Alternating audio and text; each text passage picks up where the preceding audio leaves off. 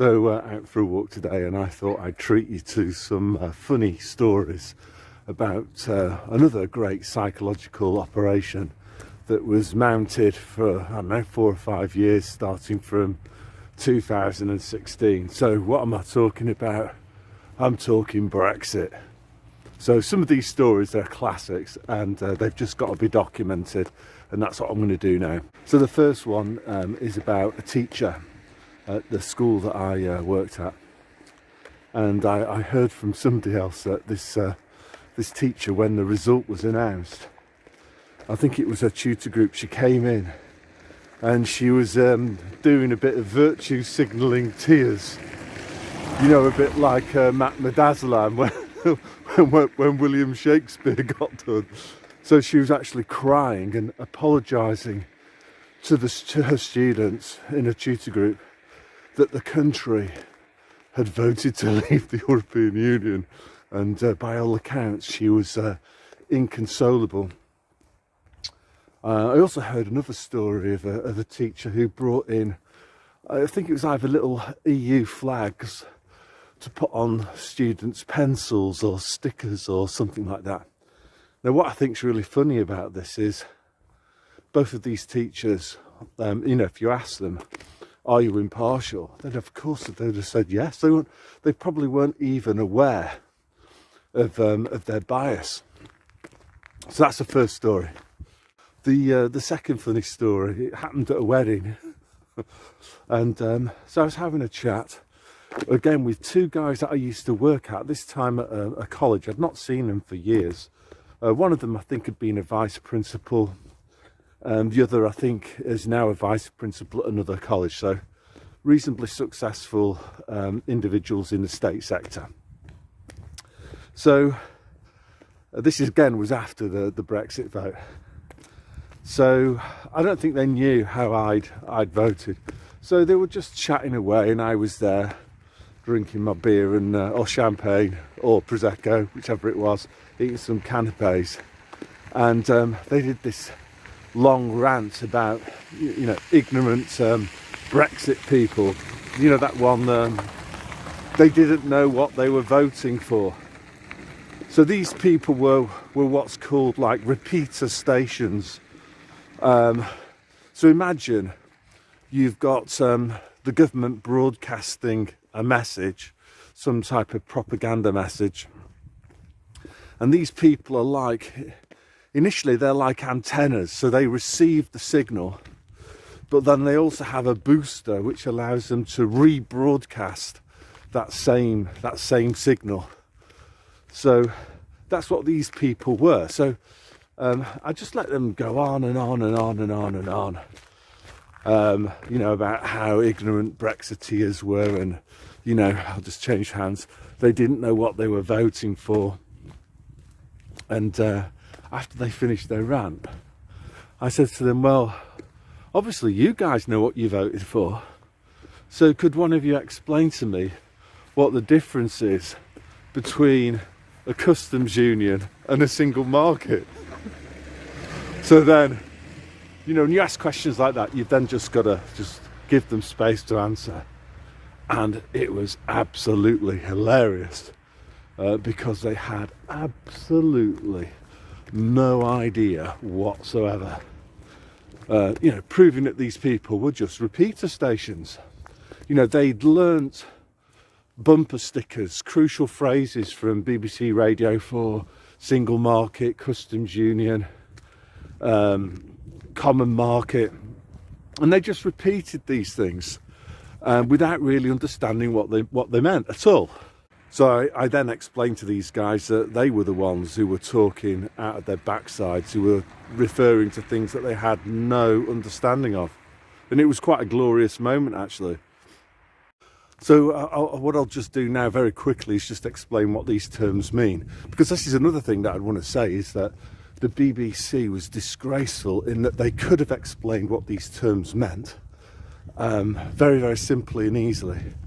But like most of the other things to do with economics, the BBC, Channel 4, they specialise in employing these people like Robert Peston, who stutter, who they have like flyaway hair, look a bit eccentric, and their job is to try to make things far more complicated than they need to be.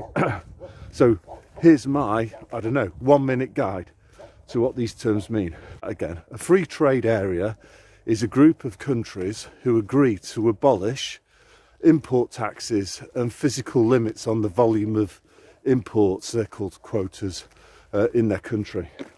So with a free trade area, the countries that belong to it still retain their autonomy over their trade policy towards other countries who lie outside the free trade area.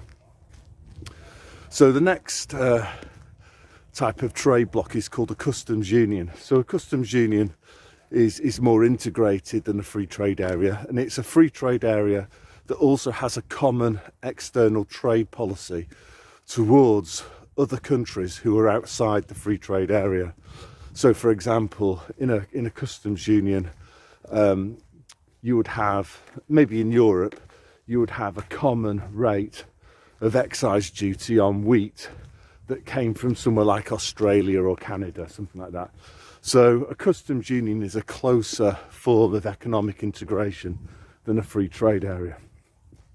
And the last type of trade bloc that they used to talk about at the time of Brexit was a single market. And the single market is another step on towards closer integration.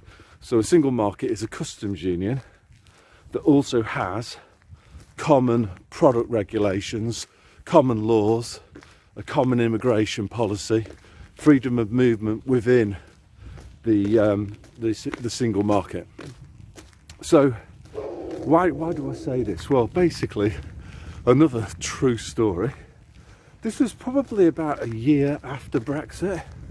I was talking to this guy who is currently head of economics at quite a posh private school in Surrey.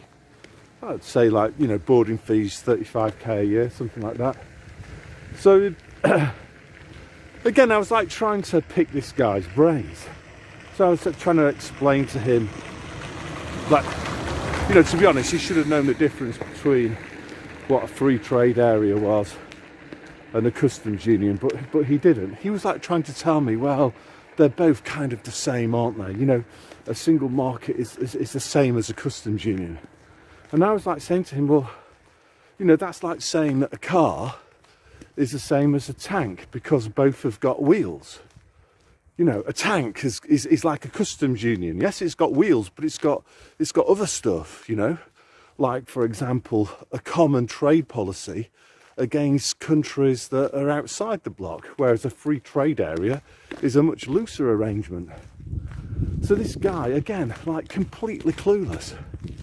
So what I want to finish on really is going back to this phrase, repeater stations, because I think we've also seen this with the Divic 91 stuff, people repeating words like, the various names for the various types of tests, and, people started passing off these immunology terms and stuff like that they didn't have a clue about, but all they were doing was really acting as receiver stations and just pumping out bumper stickers that they received from BBC Radio 4. And so I guess finishing things off here is that there's some similarities to what I was talking about with that video that I did recently on intelligence.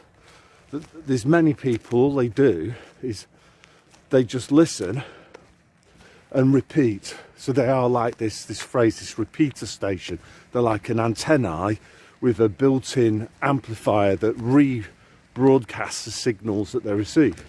And it doesn't really matter at all that they don't understand what they're repeating, because what they're doing in the main is looking for social approval by rebroadcasting messages that they've heard that they think are kind of in vogue and is going to earn them virtue signalling bonus points. And I think one of the funniest of those mantras was, you might have seen those clips on the internet of people going around chanting, "Brexit is racist, stop Brexit now." Now, at the moment, I'm speaking to you from from where I live now in Finland. So Brexiteers, you know, they was like, what they wanted was a situation where people, regardless of their nationality, were going to be treated equally, you know, that EU citizens weren't going to be given preferential treatment over other nationalities.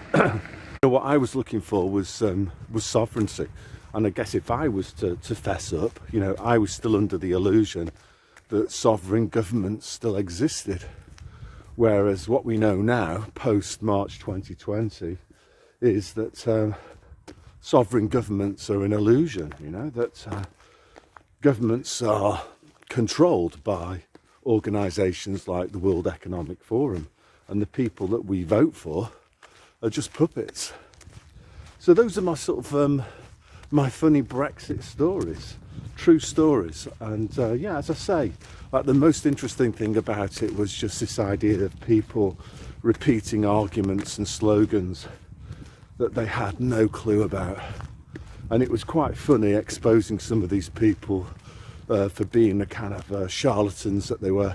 In fact, I've just remembered another one. There was a guy that I knew who was a GP, and I caught him out numerous times. And this was on Twitter, so he could have Googled it if he wanted to, but that bloke, he struggled to define what a single market was and what the difference between that was and a customs union.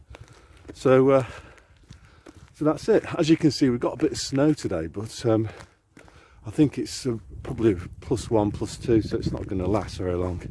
And I just wish actually we had a little bit more snow, because it brightens things up a little bit. Anyway, God bless.